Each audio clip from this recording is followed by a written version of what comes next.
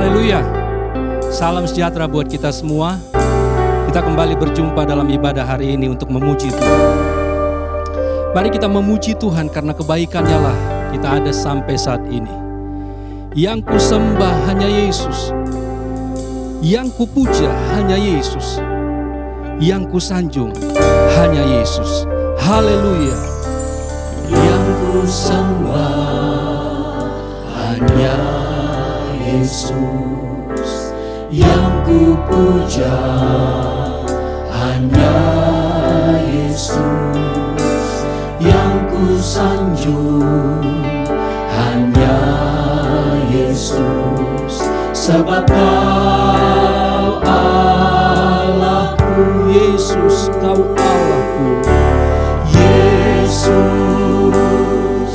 Kau Allahku. Yesus, Engkau Tuhanku. Yesus, Engkau Rajaku yang turun ke dunia. Yesus, ku sembah Kau, curahkan Roh Kudus-Mu. Kini aku menyembah, masuk hadirat-Mu.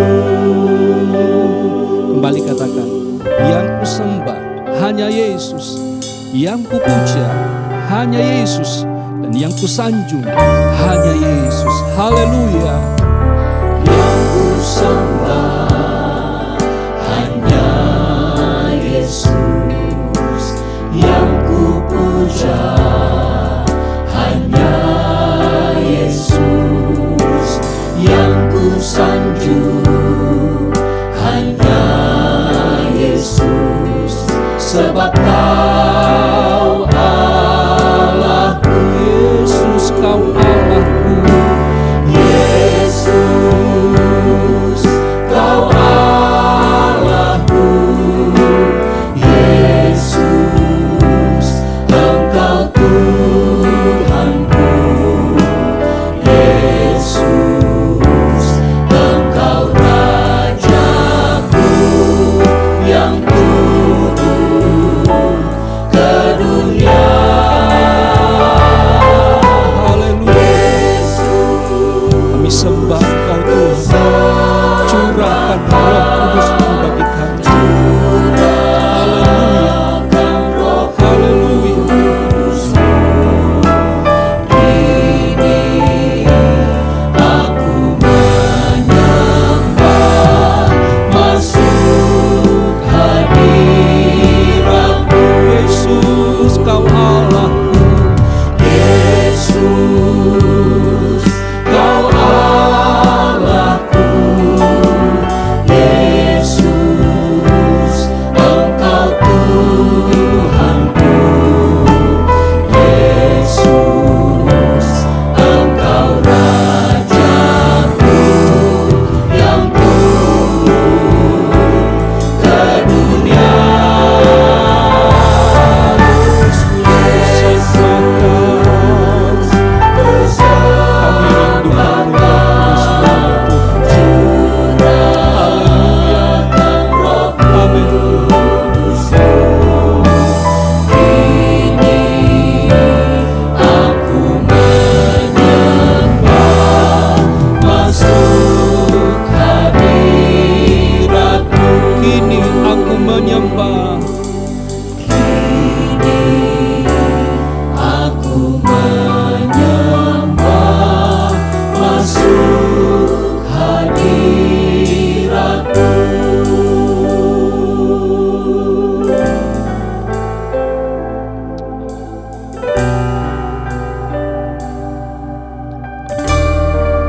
Haleluya Tuhan. Haleluya.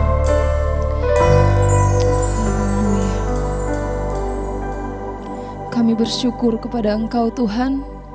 Engkaulah Raja kami, Engkaulah Tuhan kami yang kami kenal di dalam nama Tuhan Yesus Kristus.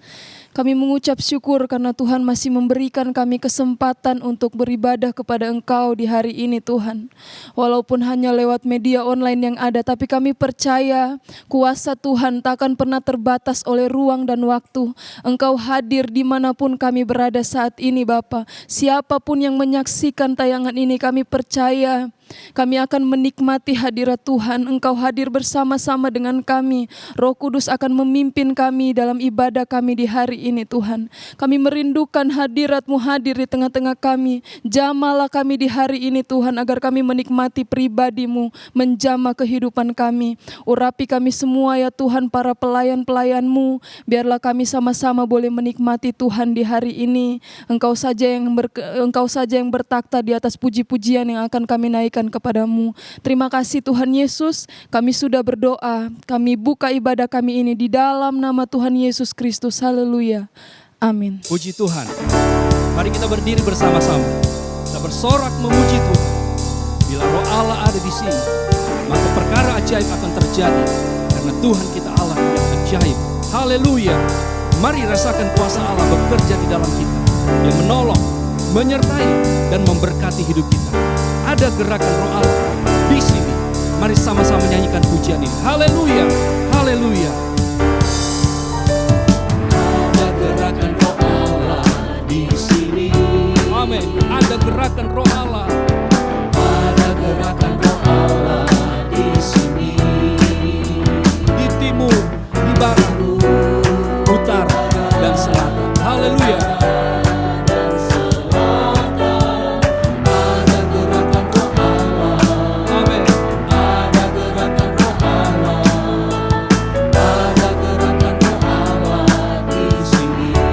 Gerakan Roh Allah di sini. Haleluya. Di sini. Amin. Haleluya. Ada gerakan Roh Allah di sini. Di hidup, di jiwa, Di hidup, di jiwa, dalam roh, di hatiku. Ada gerakan Roh Allah. Ada gerakan Roh Allah. Ada gerakan Roh Allah di sini. ada gerakan Roh Allah di sini. Haleluya. Ada gerakan Roh Allah di sini. Amin. Ada gerakan Roh Allah. Ada gerakan Roh Allah di sini. Di timur, di barat, utara, dan selatan. Haleluya. Dan selatan ada gerakan Roh Allah. Ada gerakan Roh Allah. Ada gerakan Roh Allah di sini. Ada gerakan Roh Allah di sini. Ada gerakan Roh Allah di sini. Ada gerakan Roh Allah di sini. Di hidup, di jiwa, Di hidup, di jiwa, dalam roh, di hatiku. Ada gerakan Roh Allah. amin.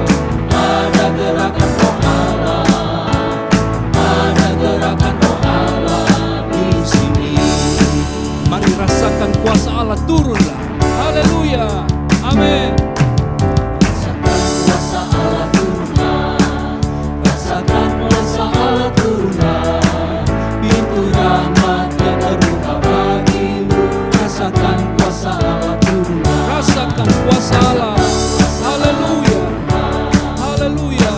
Kuasa Allah Amin. turunlah. Pintu rahmat-Nya terbuka bagimu. Rasakan kuasa Allah turunlah.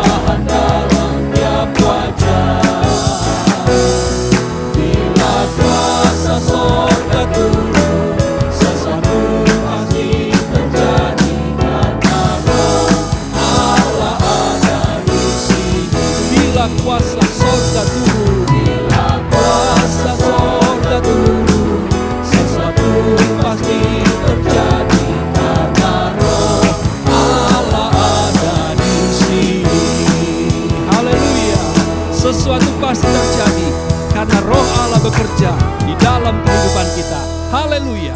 Puji Tuhan, silakan duduk. Haleluya. Betapa indahnya hadirat Tuhan. Kita menikmati kuasa Allah mengalir dalam kehidupan kita. Mari alami kuasa Tuhan mengalir bagaikan sungai yang tidak pernah kering dalam kehidupan kita.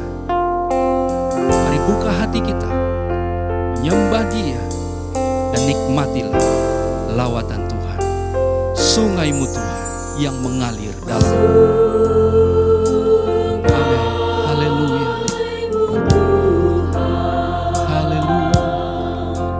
yang mengalir dalam Mata air Allah hilangkan dosa.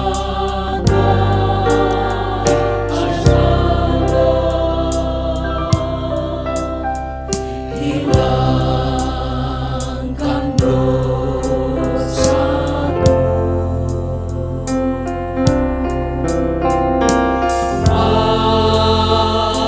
Mari datanglah, ada hidup melimpah.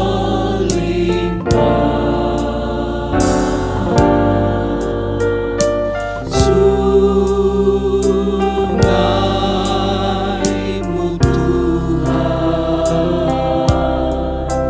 takkan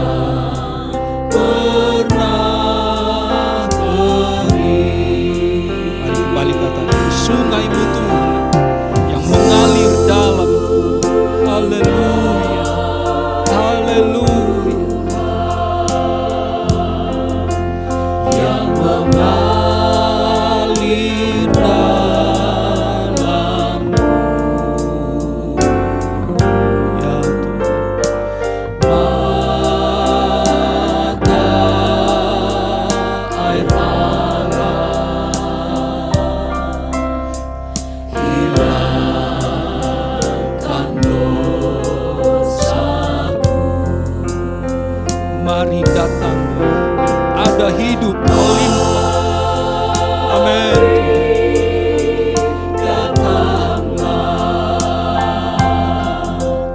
Ada hidup melimpah.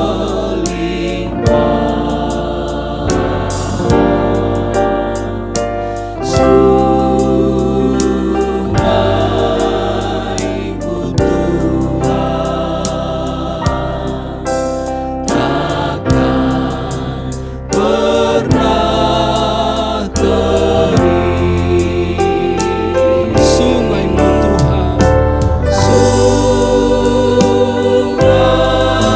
Sungai-Mu Tuhan mengalir dalam. yang mengalir Haleluya. Amin.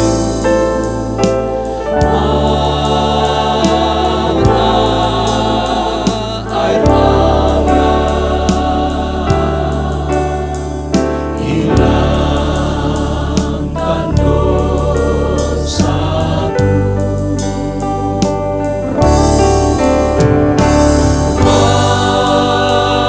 Mari datanglah,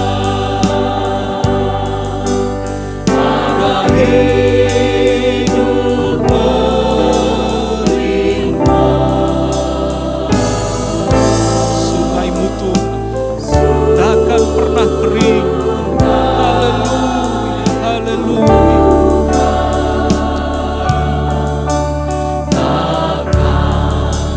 Pernah kering. Sungai-Mu Tuhan takkan pernah kering. Ya Sungai-Mu Tuhan takkan pernah kering. terima kasih Tuhan. Haleluya. Haleluya. Puji Tuhan. Saya undang kita bangkit berdiri bersama-sama. Siapkan hati kita untuk mendengar firman Allah. Firman Tuhan berbicara memberkati kehidupan kita. Betapa hebat kuasanya bagi kita yang percaya. Kita nyanyikan pujian ini. Betapa hebat kuasanya bagi kita yang percaya.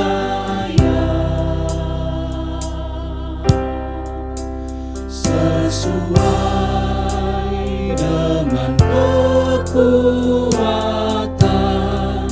kuasanya, betapa hebat kuasa Tuhan, betapa hebat kuasanya bagi kita,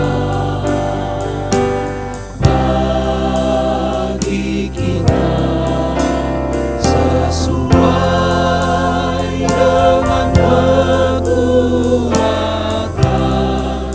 kuasanya, betapa hebat kuasa Tuhan. Kembali katakan, betapa hebat kuasanya bagi kita. Haleluya. Bagi kita yang percaya. Amin. Bagi kita yang percaya,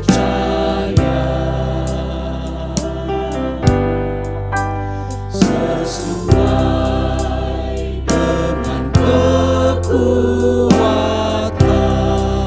kuasanya, betapa hebat kuasa Tuhan, betapa hebat, betapa hebat kuasanya bagi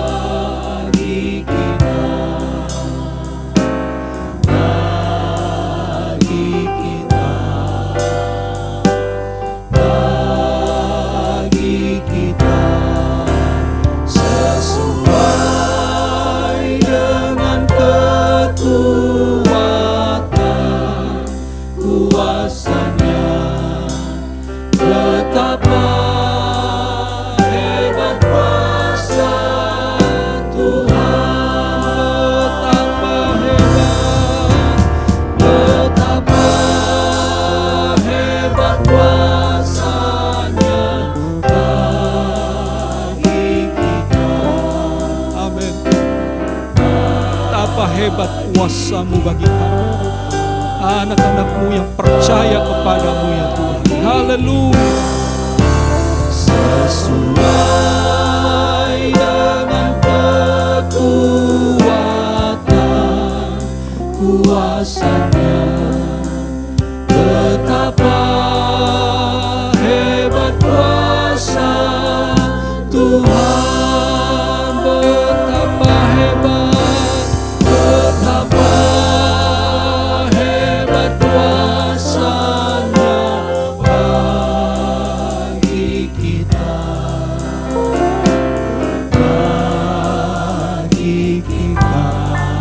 Amin.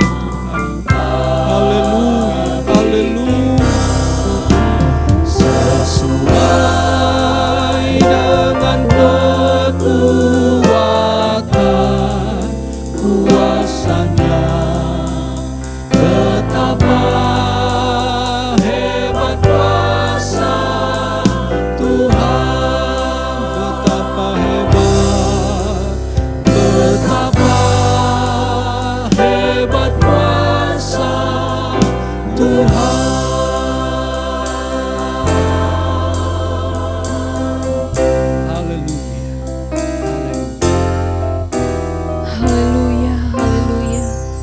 Betapa hebat kuasa-Mu bagi kami orang-orang yang percaya kepadamu Tuhan. Kami bangga, kami bersyukur memiliki Allah yang setia seperti Engkau Tuhan. Ya Bapa, tadi kami telah memuji memuliakan nama-Mu, biarlah pujian penyembahan kami berbau harum di hadapan-Mu Tuhan. Bapa, sebentar lagi kami mau mendengarkan yang terbaik dalam kehidupan kami, yaitu kebenaran firman Tuhan yang menuntun kami, membimbing kami, sumber pengharapan kami, sumber kekuatan kami. Kami yakin dan percaya Roh Kudus-Mu lah yang akan memberikan pengertian, juga kemampuan untuk kami dapat melakukan apa yang menjadi mau-Mu dalam kehidupan kami.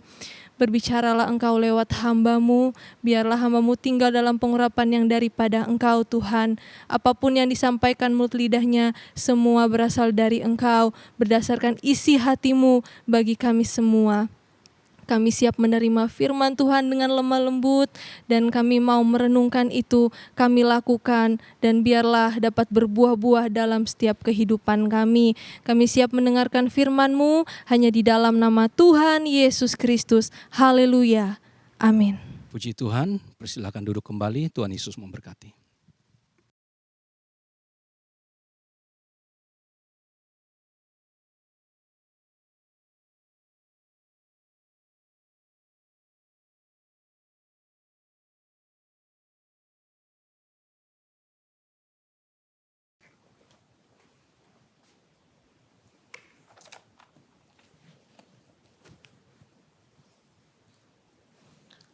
Haleluya, puji Tuhan. Kembali kita bertemu dalam ibadah yang diberkati, tentu karena anugerah dan kemurahan Tuhan. Puji Tuhan, bersyukur untuk anugerah dan kemurahan-Nya. Kalau kita masih bisa beribadah kepada Tuhan dengan media, sarana yang Tuhan berikan kepada kita.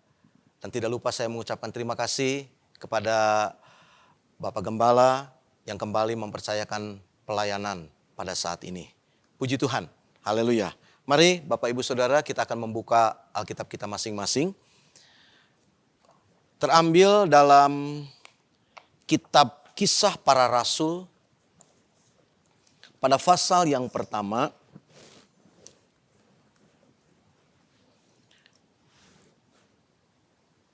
Kisah Rasul pasal yang pertama, kita akan memperhatikan pada ayat yang kelima. Kisah Rasul 1 ayat yang kelima, demikian firman Tuhan. Sebab Yohanes membaptis dengan air, tetapi tidak lama lagi kamu akan dibaptis dengan Roh Kudus. Haleluya, puji Tuhan.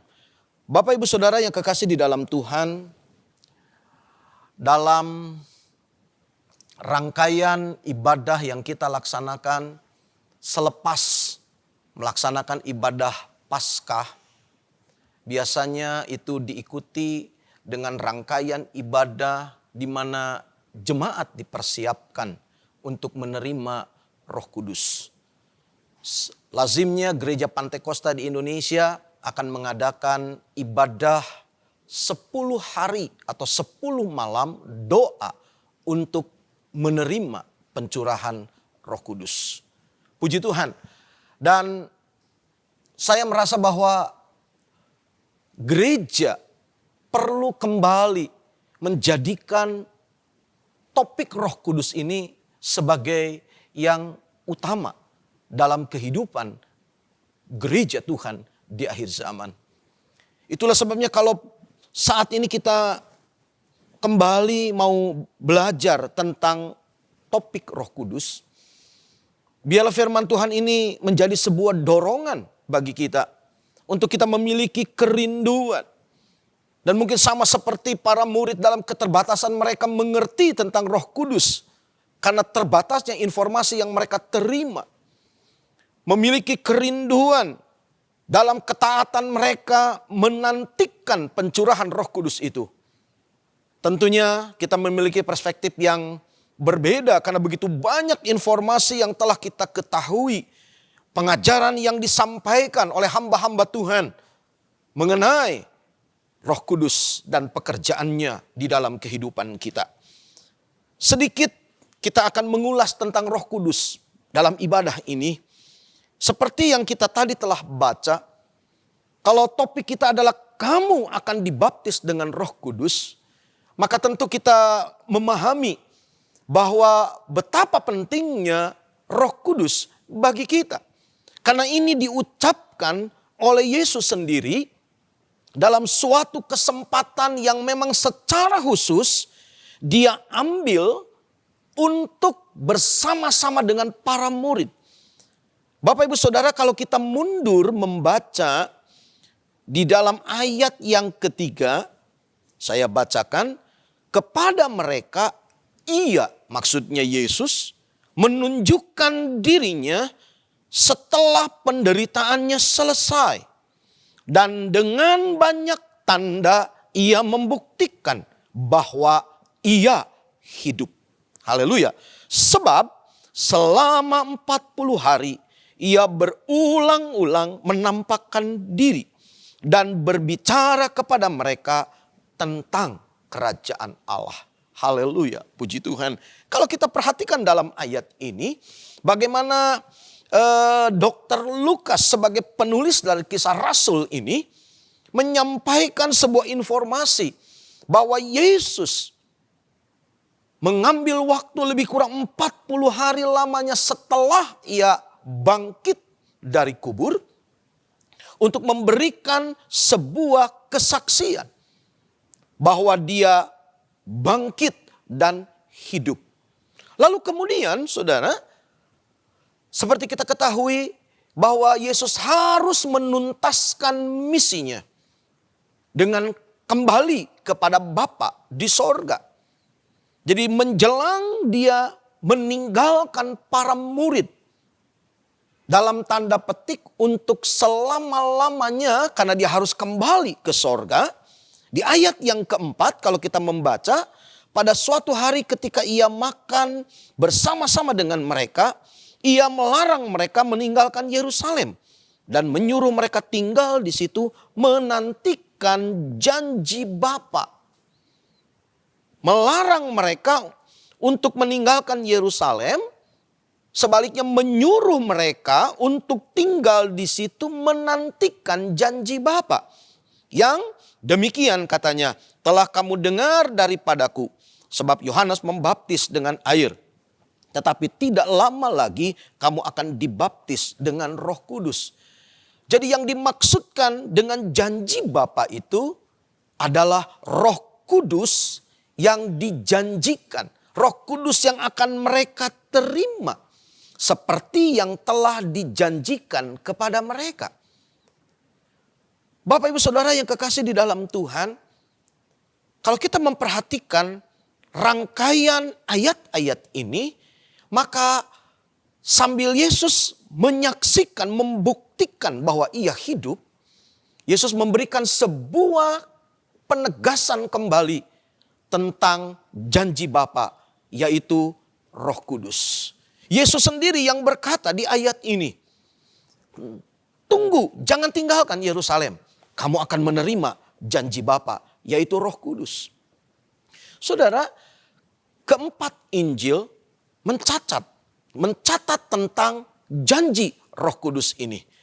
Saya coba mengutip beberapa perkataan yang ditulis. Seperti misalnya kalau kita membuka di dalam Lukas pasal 3 ayat yang ke-16. Lukas pasal yang ketiga ayat yang ke-16. Di situ Yohanes Pembaptis memberikan sebuah pernyataan. Lukas 3 ayat 16, Yohanes menjawab dan berkata kepada semua orang itu, aku membaptis kamu dengan air, tetapi ia yang lebih berkuasa daripadaku akan datang. Dan membuka tali kasutnya pun aku tidak layak. Ia akan membaptis kamu dengan Roh Kudus dan dengan api. Di Kisah Rasul, Yesus memberikan sebuah penegasan akan janji Bapa. Di Injil Lukas pun pasal 3 kita melihat bagaimana Yohanes Pembaptis menyinggung tentang hal tersebut. Kemudian ditegaskan kembali kalau kita membaca dalam Injil Yohanes pasal yang pertama, Yohanes 1 pada ayat yang ke-33, Yohanes 1 ayat 33, dan aku pun tidak mengenalnya. Ini adalah kesaksian dari Yohanes Pembaptis, tetapi dia yang mengutus aku untuk membaptis dengan air telah berfirman kepadaku, jikalau engkau melihat roh itu turun ke atas seseorang dan tinggal di atasnya, dialah itu yang akan membaptis dengan Roh Kudus. Haleluya. Tentu saudara, ayat ini merupakan sebuah kesaksian. Bagaimana ketika Yesus datang ke sungai Yordan, lalu kemudian dibaptis oleh Yohanes Pembaptis. Dan setelah Yesus keluar dari air, Alkitab mencatat ada sebuah pernyataan di mana langit terbuka, Bapa berfirman, lalu kemudian Roh Kudus dalam rupa seekor merpati hinggap kepada Yesus. Disitulah Yohanes Pembaptis tahu bahwa orang yang dia baptis itu dengan tanda yang jelas, katanya roh itu turun ke atas seseorang dan tinggal di atasnya, dialah yang akan membaptis dengan Roh Kudus. Puji Tuhan. Lalu kemudian saudara, kesaksian yang berikutnya dari murid Yesus sendiri yang bernama Petrus. Itu dicatat dalam Kisah Rasul pasal yang kedua. Kisah Rasul pasal yang, kita baca Kisah Rasul pasal yang ke-11 dulu. Kisah Rasul pasal yang ke-11. Pada ayat yang ke-15 dan 16. Kisah Rasul 11 ayat 15, 16. Dan ketika aku mulai berbicara, turunlah Roh Kudus ke atas mereka, sama seperti dahulu ke atas kita. Maka teringatlah aku akan perkataan Tuhan. Yohanes membaptis dengan air, tetapi kamu akan dibaptis dengan Roh Kudus. Petrus sendiri memberikan kesaksian di Kisah Rasul pasal yang ke-11 bahwa Yesus yang akan membaptis dengan Roh Kudus. Kembali, tadi saya sudah sebut di pasal yang kedua, mari kita membuka Kisah Rasul pasal 2 ayat yang ke-32 dan 33.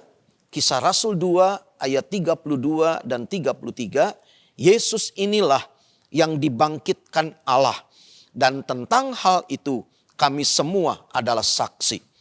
Dan sesudah ia ditinggikan oleh tangan kanan Allah dan menerima Roh Kudus yang dijanjikan itu, maka dicurahkannya apa yang kamu lihat dan dengar di sini.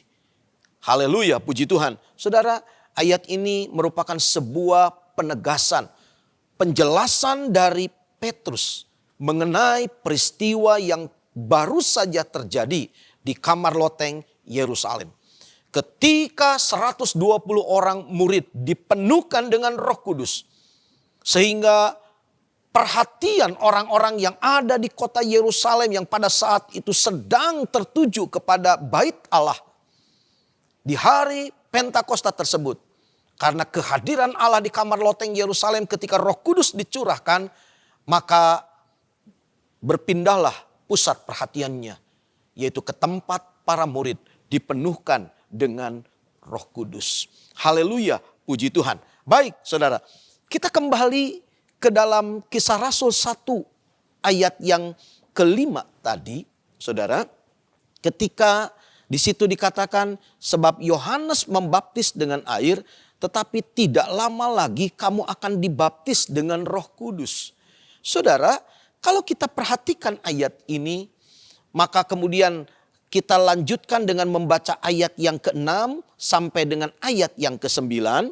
Saya lanjutkan, maka bertanyalah mereka yang berkumpul di situ, Tuhan, maukah engkau pada masa ini memulihkan kerajaan bagi Israel? Jawabnya, engkau tidak perlu mengetahui masa dan waktu yang ditetapkan Bapa sendiri menurut kuasanya. Tetapi kamu akan menerima kuasa kalau Roh Kudus turun ke atas kamu. Dan kamu akan menjadi saksiku di Yerusalem dan di seluruh Yudea dan Samaria dan sampai ke ujung bumi. Saudara, menarik di sini, sepertinya para murid kurang begitu menaruh perhatian mengenai penekanan Yesus terkait baptisan Roh Kudus. Kalau saudara memperhatikan di dalam ayat yang ketiga, pada kalimat yang terakhir, dan berbicara kepada mereka tentang kerajaan Allah. Lalu kemudian Yesus mengakhiri di ayat yang kelima tentang baptisan Roh Kudus. Murid-murid rupanya kurang begitu mengerti, memahami, atau mungkin kurang menaruh perhatian. Karena datang ke ayat yang ke-6, murid-murid justru bertanya tentang pemulihan kerajaan bagi Israel. Walaupun memang sempat disinggung di ayat yang ketiga tentang kerajaan Allah. Tetapi bagi murid-murid, mereka lebih tertarik untuk bagaimana pemulihan kerajaan bagi Israel secara fisik. Bicara tentang kekuasaan, bicara tentang otoritas, bicara tentang bagaimana mereka bisa terbebas dari penjajahan Romawi pada saat itu. Tetapi saudara perhatikan, Yesus memberikan sebuah jawaban mengarahkan mereka kembali kepada pentingnya Roh Kudus. Di ayat yang ke-8, seakan-akan Yesus berkata, kamu gak usah terlalu pusing urusan kuasa, otoritas, dan lain sebagainya. Karena di ayat yang ke-8, tetapi kamu akan menerima kuasa kalau Roh Kudus turun ke atas kamu. Kamu akan menjadi saksiku di Yerusalem dan di seluruh Yudea dan Samaria dan sampai ke ujung bumi. Bapak, Ibu, Saudara, apa yang dikhawatirkan oleh Yesus justru tidak dikhawatirkan oleh para murid. Apa yang menjadi konsen Yesus tidak menjadi konsen murid-murid. Apa yang menjadi prioritas Yesus untuk mereka menerima Roh Kudus itu bukan menjadi prioritas para murid. Padahal saudara, setelah hal itu diucapkan oleh Yesus, ayat 9 memberikan sebuah keterangan. Sesudah ia mengatakan demikian, terangkatlah ia disaksikan oleh mereka dan awan menutupnya dari pandangan mereka. Bapak, Ibu, Saudara yang kekasih di dalam Tuhan, mungkin ini perlu menjadi perenungan bagi kita. Yesus memiliki sebuah kepedulian yang besar tentang keberadaan para murid yang dalam tanda petik akan tinggal sendiri. Setelah sekian lama bersama-sama dengan Yesus, Yesus akan kembali ke sorga. Tapi murid-murid tidak terlalu memperhatikan. Murid-murid sepertinya gak terlalu peduli dengan hal tersebut. Padahal inilah yang pernah diucapkan oleh Yesus ketika Yesus masih bersama-sama dengan mereka. Kalau kita mundur di dalam Yohanes pasal yang ke-16, saudara. Saya akan bacakan ayat 1 sampai 7. Yohanes 16 ayat 1 sampai 7. Semuanya ini kukatakan kepadamu supaya kamu jangan kecewa dan menolak aku. Kamu akan dikucilkan. Bahkan akan datang saatnya bahwa setiap orang yang membunuh kamu akan menyangka bahwa ia berbuat bakti kepada Allah. Berbuat bakti bagi Allah. Mereka akan berbuat demikian karena mereka tidak mengenal baik Bapa maupun aku. Tetapi semuanya ini kukatakan kepadamu supaya apabila datang saatnya kamu ingat bahwa aku telah mengatakannya kepadamu. Ayat 4b, hal ini tidak kukatakan kepadamu dari semula. Karena selama ini aku masih bersama-sama dengan kamu. Tetapi sekarang aku pergi kepada Dia yang telah mengutus aku. Dan tiada seorang pun di antara kamu yang bertanya kepadaku, kemana engkau pergi? Tetapi karena aku mengatakan hal itu kepadamu, sebab itu hatimu berduka cita. Namun benar yang kukatakan ini kepadamu adalah lebih berguna bagi kamu jika aku pergi. Sebab jikalau aku tidak pergi, penghibur itu tidak akan datang kepadamu. Tetapi jikalau aku pergi, aku akan mengutus Dia kepadamu. Jadi saudara, kehadiran Roh Kudus terkait erat dengan posisi atau status para murid yang dalam tanda petik akan lonely. Ya, akan sendiri kalau mereka tidak memahami kehadiran Roh Kudus dalam hidup mereka. Yesus selama ini bersama-sama dengan mereka. Tetapi sekarang Yesus akan kembali kepada Bapa. Dan Yesus mengingatkan, ada satu saat mereka akan sendiri.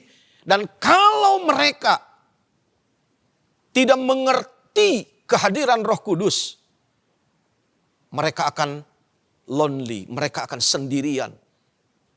Di tengah-tengah dunia yang jahat, di tengah-tengah dunia yang gelap ini. Itulah sebabnya Yesus mengingatkan kembali. Ingat, seperti yang pernah dijanjikan oleh Bapa, tunggu sampai kamu menerima. Karena Yesus akan pergi. Tadi kita sudah membaca dalam Kisah Rasul 1 ayat yang ke-9. Yesus akan pergi. Dan kalau kita membaca di dalam Lukas pasal yang ke-24 ayat 49, kembali di situ ditegaskan, Lukas 24 ayat 49, dan aku akan mengirim kepadamu apa yang dijanjikan Bapakku. Tetapi kamu harus tinggal di kota ini sampai kamu diperlengkapi dengan kekuasaan dari tempat tinggi. Haleluya, puji Tuhan. Kembali saudara diucapkan di ayat yang ke-49 bahwa mereka harus menunggu sampai mereka diperlengkapi dengan kekuasaan dari tempat tinggi, yaitu Roh Kudus. Kenapa saudara? Karena Yesus mengerti kalau mereka tidak menerima Roh Kudus, mereka akan ada pada satu posisi yang disebut di dalam Yohanes 14 ayat yang ke-18. Yohanes 14 ayat yang ke-18. Aku tidak akan meninggalkan kamu sebagai yatim piatu. Aku datang kembali kepadamu. Artinya, saudara, kalau mereka tidak mengerti apa yang Yesus maksudkan terkait dengan kehadiran Roh Kudus, maka posisi mereka akan seperti seorang anak yang tidak punya orang tua. Yatim piatu. Saudara, keadaan yatim piatu adalah keadaan yang sangat-sangat beresiko. Dari tindakan-tindakan orang dewasa, bahkan termasuk rekan-rekan sebaya yang akan mencelakakan. Kita sering melihat, menyaksikan bagaimana anak-anak yatim piatu menjadi korban pelecehan, korban tindakan kekerasan, korban eksploitasi. Ketika murid-murid sendiri tanpa Roh Kudus, mereka akan jadi korban bagi dunia. Akan dieksploitasi oleh dunia. Saudara, kita orang-orang percaya pun, gereja Tuhan di akhir zaman, kita akan menjadi orang-orang yang tidak berdaya kalau Roh Kudus tidak ada dalam hidup kita. Keadaan kita hanya akan menjadi seperti anak-anak yatim piatu yang tidak punya perlindungan. Terima kasih untuk kemajuan teknologi, kemudahan fasilitas, hal-hal yang mudah, akomodasi yang kita miliki. Tapi itu tidak bisa menggantikan peran kehadiran Roh Kudus dalam hidup kita. Kita boleh bangga dengan segala pencapaian, tapi tanpa Roh Kudus sia-sia. Karena kita akan menjadi seperti anak-anak yang tidak punya perlindungan, rentan terhadap ancaman dan bahaya. Yang kita sama tahu bahwa iblis sedang bekerja dengan begitu dahsyat untuk menghancurkan orang-orang percaya. Karena iblis tahu waktunya sudah dekat bagi dia untuk menerima penghukuman. Dan gereja menjadi sasaran.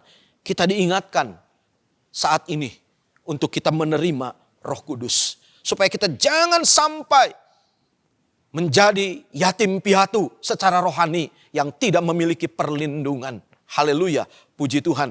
Saya mau bacakan ayat yang terakhir di dalam Kisah Rasul pasal yang kedua.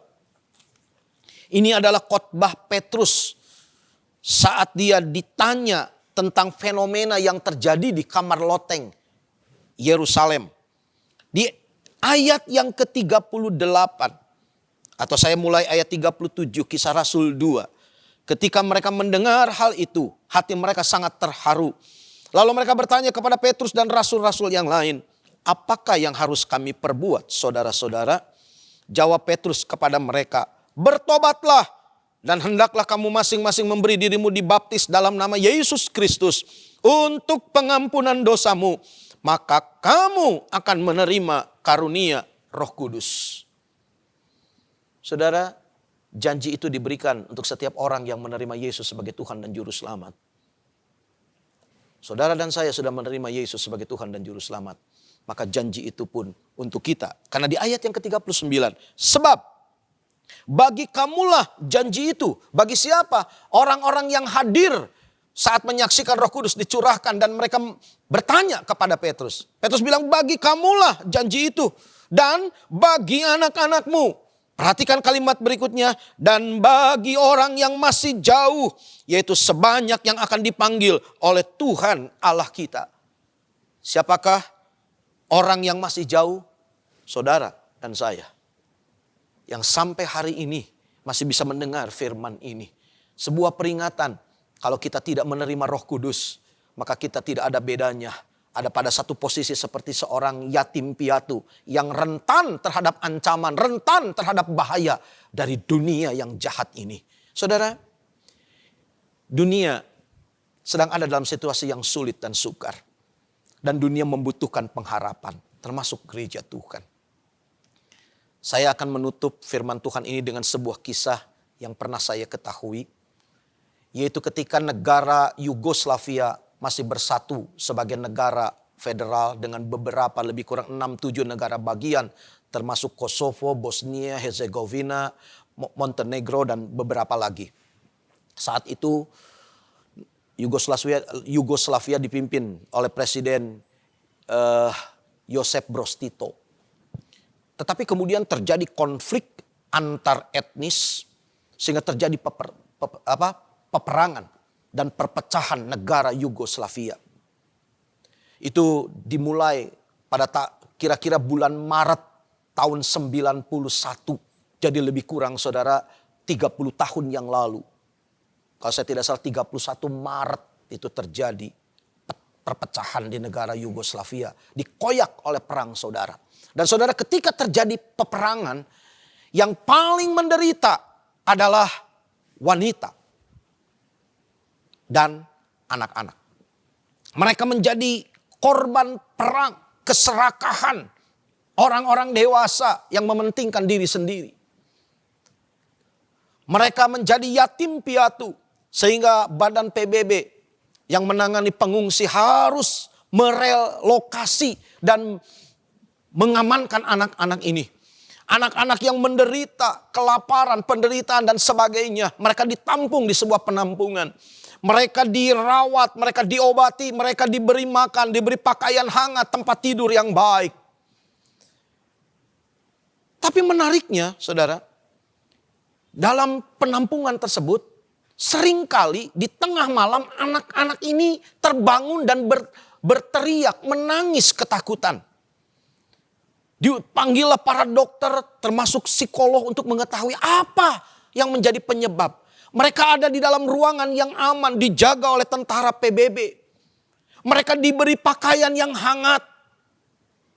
Mereka diberi makanan yang hangat dan cukup. Tetapi mereka gelisah. Dan setiap kali banyak di antara mereka yang terbangun tengah malam karena ketakutan. Sampai akhirnya dilakukan sebuah penyelidikan. Mereka mengambil berbagai eksperimen sampai pada suatu saat ada yang menyarankan kemungkinan anak-anak ini takut menghadapi hari esok. Kalau mereka tidak mendapatkan makanan.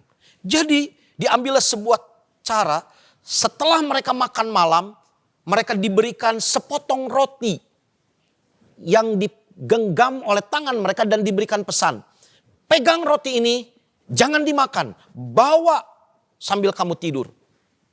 Ketika itu dilakukan, rupanya itu cukup efektif.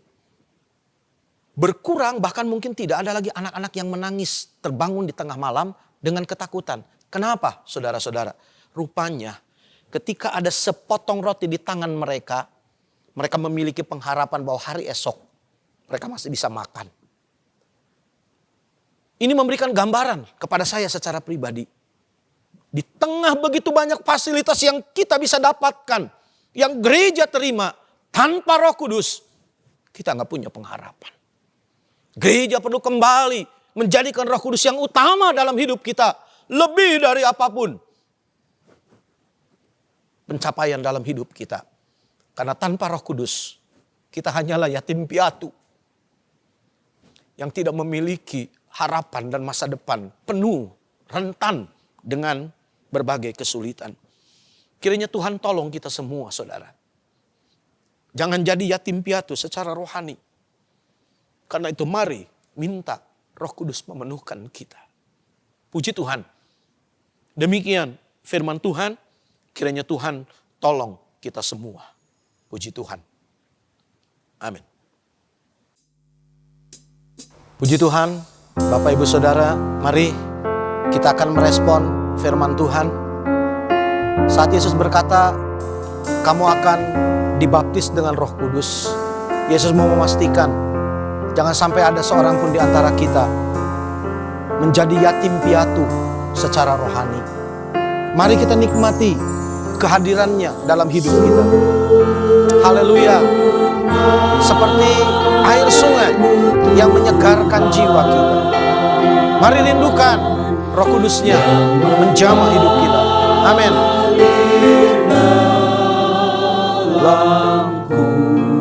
Haleluya.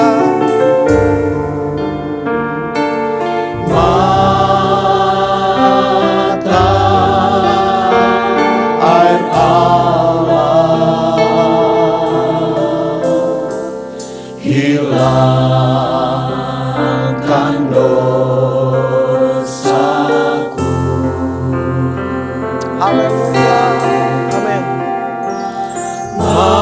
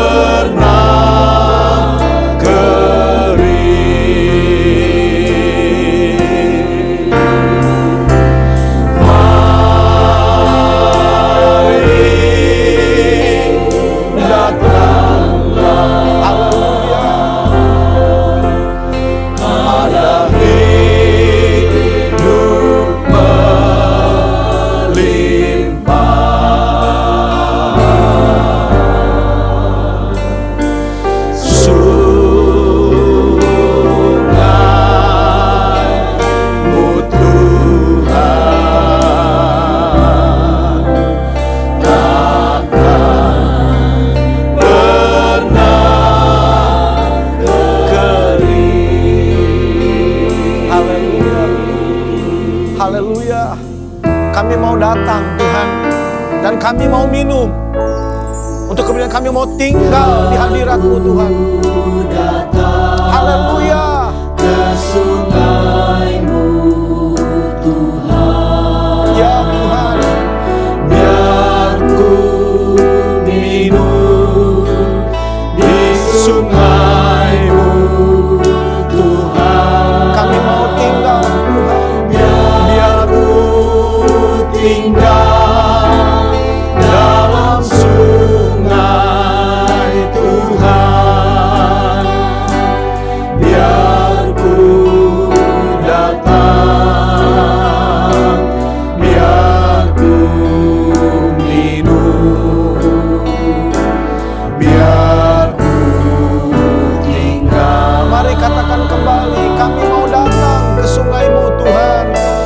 Biar ku datang ke sungai-Mu Tuhan. Biar ku minum di sungai-Mu Tuhan. Biar ku tinggal dalam sungai Tuhan. Biar ku datang, biar ku minum, biar ku tinggal. Haleluya, haleluya, haleluya. Tuhan, dengarlah pujian yang menjadi doa kami kepadamu saat ini. Kami mau datang Tuhan, dan kami mau menikmati, minum air hidup itu, sungai yang mendatangkan sukacita. Roh Kudus-Mu mengalir di hidup kami, dan kami mau tetap tinggal di hadirat-Mu Tuhan. Di tengah dunia yang penuh dengan gelora ini Tuhan, ada begitu banyak ancaman bagi siapa saja. Terlebih lagi kalau kami ternyata tidak mendapatkan perlindungan, tidak mendapatkan penjagaan dari Roh Kudus. Kami menjadi seperti yatim piatu secara rohani, rentan terhadap ancaman dan bahaya dari dunia ini. Oleh karena itu Tuhan, mari dimanapun kami berada umat-Mu Tuhan, di rumah mereka masing-masing yang bersama-sama beribadah saat ini Tuhan, mari Engkau lawat kami, Engkau tilik kami, segarkan jiwa kami, penuhkan kami dengan Roh Kudus-Mu Tuhan, supaya kami memiliki jaminan yang pasti akan penyertaan dan kehadiran Tuhan di dalam hidup kami. Tuhan, terima kasih. Engkau yang mengerti keberadaan setiap kami. Engkau juga yang akan melawat kami dimanapun berada. Tuhan yang akan menjawab setiap seru doa dan pinta kami kepadamu. Umat-Mu mungkin datang dengan berbagai kebutuhan dan keperluan mereka masing-masing. Biarlah Engkau secara pribadi melawat mereka. Mereka yang datang ke sungai-Mu, mereka yang minum menikmati-Mu Tuhan. Biarlah mereka tinggal dalam pengharapan, sukacita dan damai-Mu yang melimpah itu Tuhan, yang melampaui segala akal. Sehingga kami mampu Tuhan bertahan melewati hari-hari yang penuh dengan pergumulan ini. Tuhan, terima kasih untuk firman-Mu. Terima kasih untuk ibadah yang diberkati. Engkau yang akan memberkati hamba-hamba-Mu yang sudah melayani. Juga umat-Mu dimanapun mereka berada. Tuhan, terima kasih. Engkau berkati setiap kami. Juga pelayanan pekerjaan Tuhan yang ada di Ketapang, Keramat, dan Neosoho. Tuhan memberkati. Engkau juga tolong Tuhan bangsa dan negara kami untuk melewati hari-hari yang penuh dengan pergumulan ini. Biar Tuhan tetap bela dan Tuhan tetap tolong. Terima kasih Bapa. Segala puji, hormat, kemuliaan, kebesaran, dan kuasa bagi Engkau Yesus Tuhan, sekarang dan selama-lamanya. Kami akhiri ibadah ini dan menaikkan segala ucapan syukur hanya bagi-Mu. Seraya kami memohon berkat Tuhan yang terbaik untuk hidup pribadi, keluarga kami, usaha, pekerjaan, perjalanan, dan sepanjang minggu ini. Tuhan menyertai kami. Terima kasih Tuhan. Segala puji, hormat, kemuliaan, kebesaran, dan kuasa bagi Engkau Yesus Tuhan. Sekarang dan selama-lamanya. Haleluya, puji Tuhan. Pada akhirnya, saudara-saudara yang kekasih, terima dan bawalah berkat, rahmat, anugerah dari Allah Bapa. Cinta kasih, kemurahan, kasih sayang dari Tuhan kita Yesus Kristus. Dalam persekutuan Roh Kudus-Nya menyertai kita sekalian. Mulai sekarang bahkan sampai selama-lamanya di dalam nama Tuhan Yesus Kristus. Dan kita yang percaya katakan bersama amin. Haleluya, puji Tuhan. Tuhan Yesus memberkati kita semua. Amin.